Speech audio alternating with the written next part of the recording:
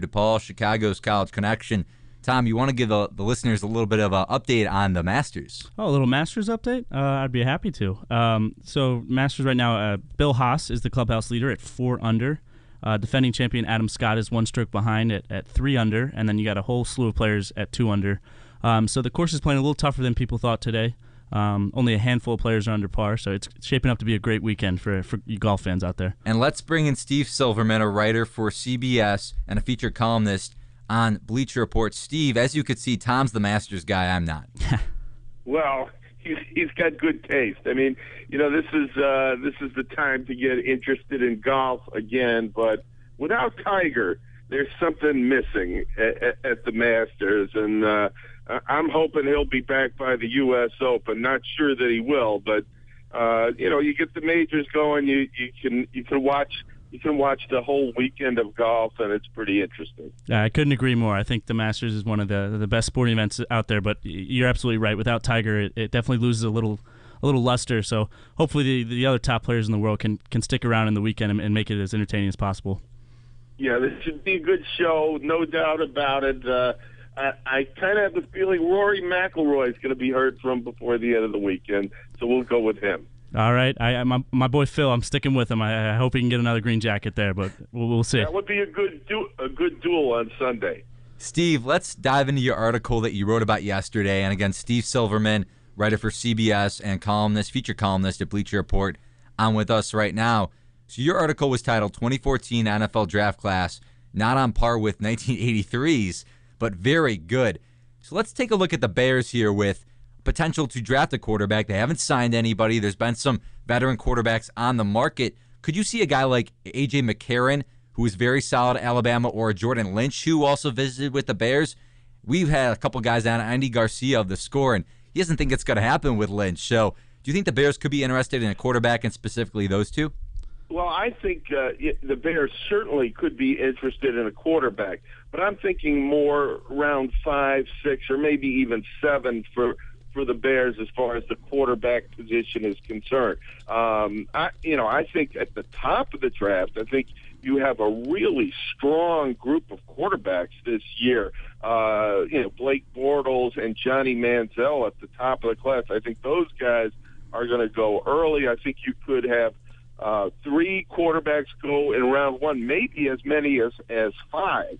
And those 5 are going to be top-level quarterbacks. But I think the Bears are going to be looking at guys like Taj Boyd of Clemson, Logan Thomas of Virginia Tech, Connor Shaw of South Carolina. Those guys, I don't think they're in the market for a top-of-the-line quarterback, but guys like Derek Carr of Fresno State, he's the guy who I really like. He could, right now it's looking like he'll go late first, early second, but he's got the strongest arm of any quarterback out there this year, and that's one of the reasons I like him a lot. I think he looks good.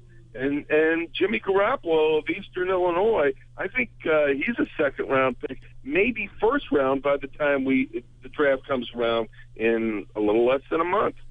Yeah, there's been no doubt about it. There's definitely a strong batch of quarterbacks in this year's draft, and it'll be interesting to see. If Jadeveon Clowney, possibly the consensus best player in the draft, goes number 1, or Johnny Manziel or Blake Bortles, or if you see a guy like Derek Carr sneaking in the top 10.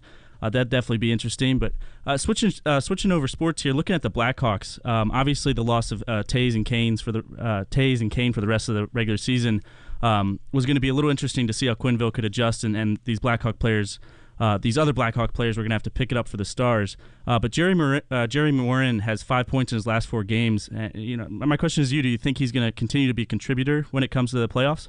Well, I think Joel Quenneville definitely got his message across last week. I mean, the Blackhawks really, guys, have been struggling from even before the Olympic break till just about a week ago. They were playing indifferent hockey. Early February, they were as good as anybody in the league, but they've slowly drifted down in the Western Conference, the Central Division, falling behind St. Louis, Colorado, and nowhere near as good as, the teams on the coast in Anaheim, San Jose, and L.A., and, Joel Quenneville, publicly, he's a very patient man. He's not going to explode, through the media or give his players that hard a time in public, especially coming off a Stanley Cup championship. But he's gotten his message across.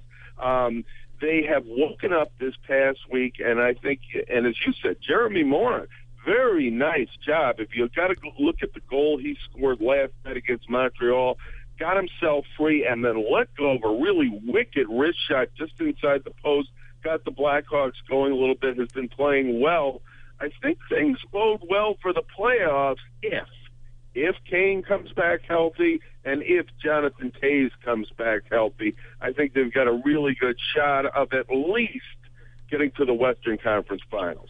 That's a bold statement right there, Steve. And we saw an article yesterday on NBC Chicago that said Kane looks as good as ever in practice. And that's high praise for a player who's been named the Conn Smythe winner in the Stanley Cup playoffs. But looking at Jonathan Toews, he's going to be back for the playoffs. Marian Hossa is healthy right now. Patrick Sharp, hopefully Patrick Kane is back, according to the reports. So how much does Joe Quenneville have an effect on this team? When I was watching the game yesterday and they were down one with under a minute, I just saw some magic with the Blackhawks like they always have, it seems like, under a minute. And Joe Quenneville pulled up a play, and Patrick Sharp with a line drive to the net, and he got it in to tap the game with about 30 seconds left. So how much does Joe Quenneville have an effect on this Blackhawks team right now? I think there's no doubt that he is one of the 2 or 3 best coaches in the game. To me, Mike Babcock in Detroit, he's really the best. He's the master, and if you look at what Detroit had this year,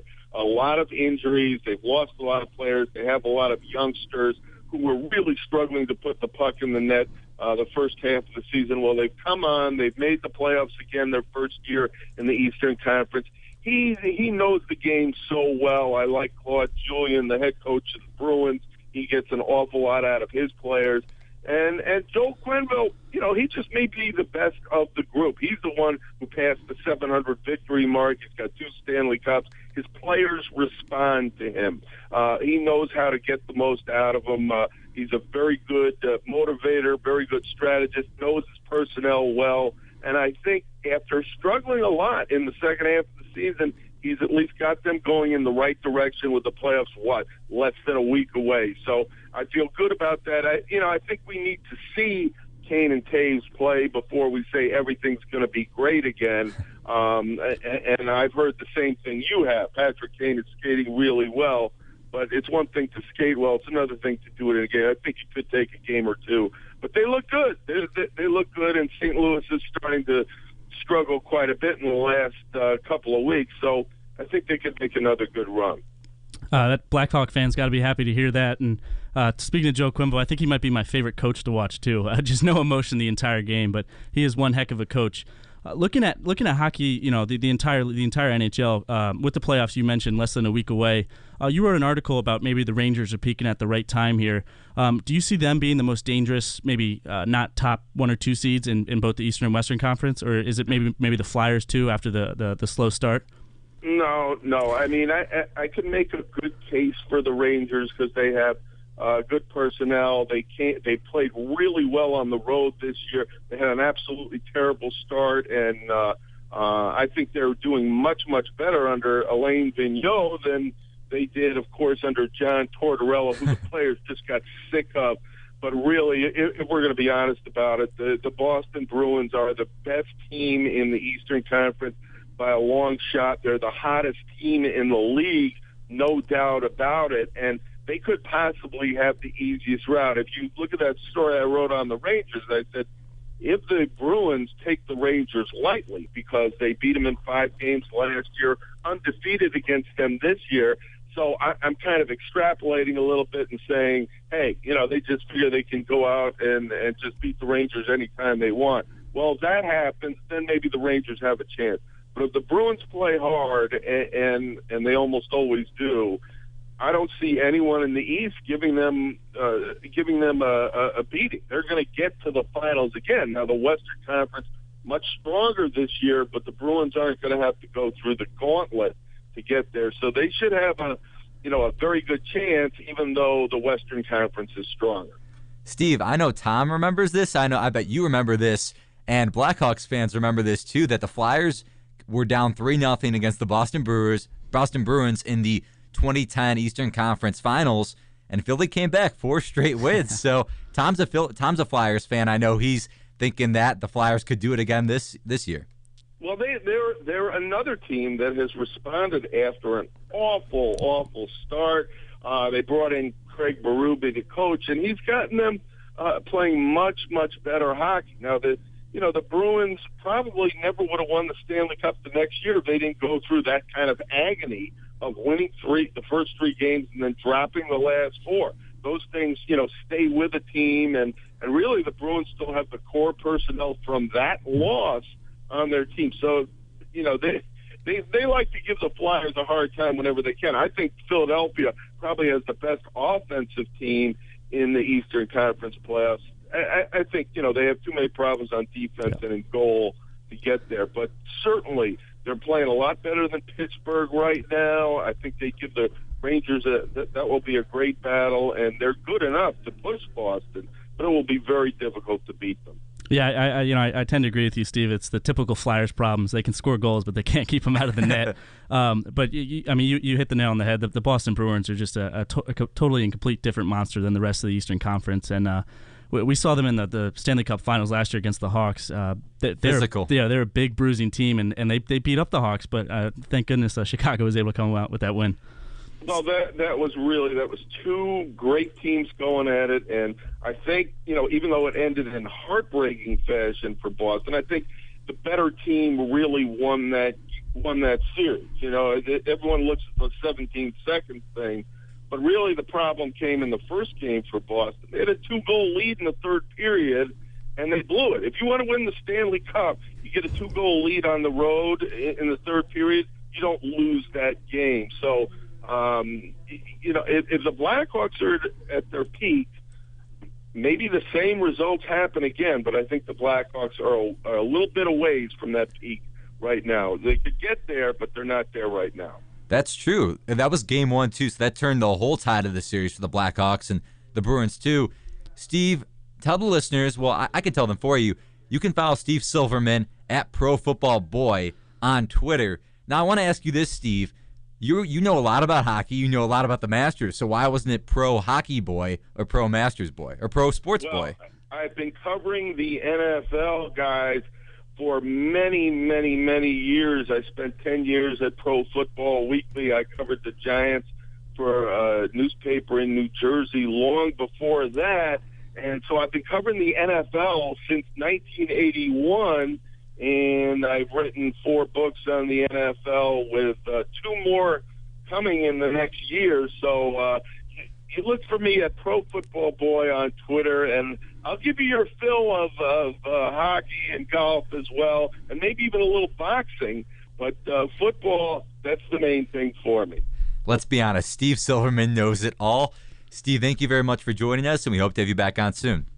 All right. Thanks a lot, guys. Happy to do it, and good luck. Thank you very much. That's Steve Silverman, a writer for CBS and a feature columnist at Bleacher Report. Tom, he's liking your Flyers in the playoffs. Yeah, no, that was nice to hear. Obviously, he talks about the Rangers and everything, but I think he's right. The Boston Bruins are just too good. But talk about a guy who knows a lot about a lot of things. That's a very knowledgeable sports writer right there. It's tough to follow every single sport, but Steve Silverman does it. Again, you can follow him at ProFootballBoy on Twitter. Tom, we're going to talk about the Blackhawks a little bit more next year. Can these young guys really make a difference in the playoffs? You mentioned Jeremy Morin, and they have an opportunity to do so. We're going to talk about that next here on the lineup on the Radio DePaul, Chicago's College Connect.